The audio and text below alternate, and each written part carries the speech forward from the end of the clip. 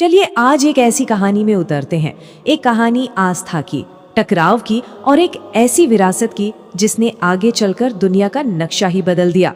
ये कहानी है पैगंबर याकूब की और उनकी उस परीक्षा की जिसने तारीख की सबसे बड़ी दास्तानों में से एक की बुनियाद रखी। जरा सोचिए, आप एक अजनबी मुल्क में हैं और चारों तरफ ऐसे लोग हैं जिनके यकीन, जिनकी मान्यताएं आपसे बिल्कुल अलग हैं। हमारी कहानी की शुरुआत भी कुछ ऐसी ही है। एक शख्स पैगंबर याकूब, जिनका अटूट यकीन जल्द ही एक पूरे शहर को उसकी जड़ों से हिलाने वाला था।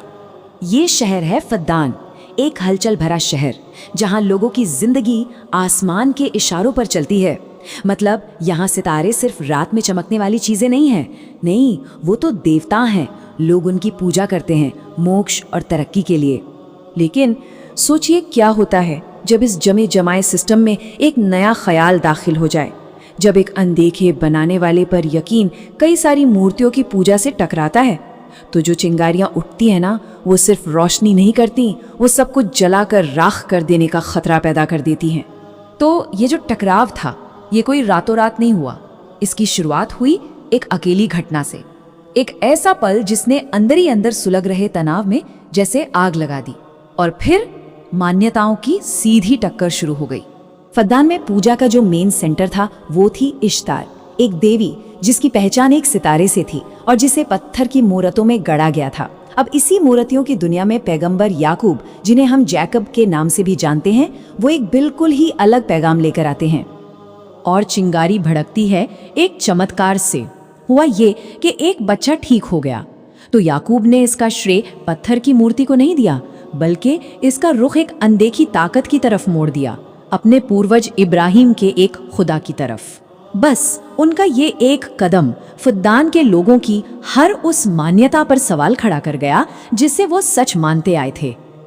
अब इस घटना के बाद याकूब एक सवाल पूछते हैं। सवाल जितना सीधा था उतना ही खतरनाक भी। एक ऐसा सवाल जो फद्दान के लोगों के दुनिया देखने के नजरिए पर सीधी चोट करता था कि तुम बनाने वाले की इबादत करते हो या फिर उसकी बनाई हुई चीज की। तो जो बात एक मजहबी बहस से शुरू हुई थी ना, वो बहुत तेजी से बढ़ गई। याकूब की ये चुनौती अब कोई पर्सनल मामला नहीं रह गई थी, ये अब शहर के चौक पर एक खुला टकराव बन चुकी थी। इस टकराव की असली जड़ यही थी। देखिए, एक तरफ थे याकूब और उनका एक अनदेखे बनाने वाले पर यकीन, और दूसरी तरफ थे लोग जो इंसानों के हाथ से बनी मूर्तियों को पूजते थे। ये लड़ाई थी अनदेखे और देखे हुए के बीच, हमेशा रहने वाले और फानी चीजों के बीच। अब फद्दान के लोगों के लिए ये कोई सोचने समझने का न्योता नहीं था, ये एक हमला था। उन्हें कोई फलसफे वाला सवाल नहीं सुनाई दिया, उन्हें तो बस एक ही बात सुनाई दी कि अपने देवताओं को छोड़ दो, अपनी परंपराओं को छोड़ दो, अपना सब कुछ छोड़ दो। और जैसा कि हम जानते हैं, तारीख में अक्सर ऐसा ही होता है। जब गहरी जड़ों वाली मान्यताओं को चुनौती मिलती है तो बातें बहुत जल्दी गुस्से में बदल जाती हैं। बहस अब हंगामा बन चुकी थी और माहौल में हिंसा का खतरा मंडराने लगा था। बहस तो खत्म हो चुकी थी, उसकी जगह ले ली थी भीड़ के गुस्से ने। चारों तरफ से उंगलियां उठ रही थीं और याकूब पर वो सबसे बड़ा इल्जाम लगाया गया जिसके बारे में फद्दान में सोचा जा सकता था, ईश निंदा, देवताओं का अपमान। और वो खास इल्जाम जिसने पूरे शहर को उनके खिलाफ कर दिया, वो बिल्कुल साफ और बहुत खतरनाक था कि इन्होंने पत्थर से उस पवित्र सितारे पर हमला किया और उसे बेकार, फिजूल कहा। अब सोचिए, सामने मौत खड़ी है, लेकिन याकूब निराश नहीं हुए, बल्कि उन्होंने अपनी विरासत से ताकत ली। उन्हें याद आए अपने दादा इब्राहिम, जिन्हें भी अपनी आस्था के लिए आग में फेंका गया था। तो ये सिर्फ उनकी अपनी परीक्षा नहीं थी, ये तो एक पाक संघर्ष था जो पीढ़ियों से चला आ रहा था।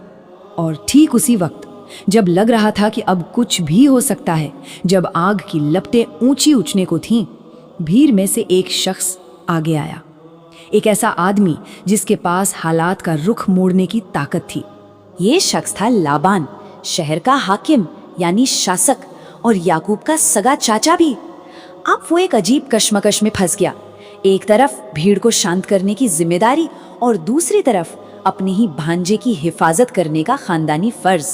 तो इस मुश्किल से निकलने के लिए लाबान ने एक रास्ता निकाला, एक समझौता पेश किया।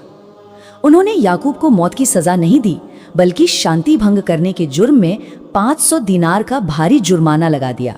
और ये तय हुआ कि याकूब ये जुर्माना काम करके चुकाएंगे। ये समझिए कि खून खराबे से बचने की एक आखिरी कोशिश थी। लेकिन ये समझौता मानो रेत पर बना था, क्योंकि तभी जमीन पर एक भयानक सूखा पड़ा और लोगों का गुस्सा एक बार फिर याकूब की तरफ मुड़ गया। अब उन्हें ही देवताओं के इस कहर के लिए जिम्मेदार ठहराया जाने लगा। तो एक तरफ तो ये तूफान शहर में चल रहा था, लेकिन याकूब के अपने घर की दीवारों के अंदर भी एक खामोश पर उतना ही बड़ा एक और टकराव पनप रहा था। देखिए, उनके परिवार में सबकी नजरें उनकी सबसे पसंदीदा पत्नी राहेल पर थीं। वो माँ बनने वाली थी, और ये खबर अपने साथ सिर्फ उम्मीद ही नहीं ला रही थी, बल्कि एक खामोश बेचैनी भी ला रही थी। एक ऐसी बेचैनी जो घर का पूरा माहौल बदल सकती थी। घर के अंदर का तनाव बिल्कुल साफ था। बाकी पत्नियों में ये डर था कि अगर राहिल का बच्चा पैदा हो गया तो उसे सबसे ज्यादा अहमियत मिलेगी, और यहीं से जलन के वो बीज बोए जा रहे हैं जो आगे की पूरी कहानी को एक नया मोड़ देने वाले थे। और यहीं शहर की उथल पुथल और घर के अंदर के इन डरों के बीच कहानी एक मोड़ पर आकर खड़ी है। ये जो बच्चा पैदा होने वाला है, ये कोई और नहीं बल्कि आने वाले वक्त के पैगंबर यूसुफ यानी जोसेफ हैं। तो इस तरह पूरा मंच तैयार है। एक पैगंबर पूरे शहर के खिलाफ, एक परिवार जो अंदर से जलन में बटा हुआ है, और एक अकेले बच्चे का जन्म जिसके हाथ में सिर्फ एक परिवार की नहीं बल्कि एक पूरी कौम की किस्मत की चाबी है।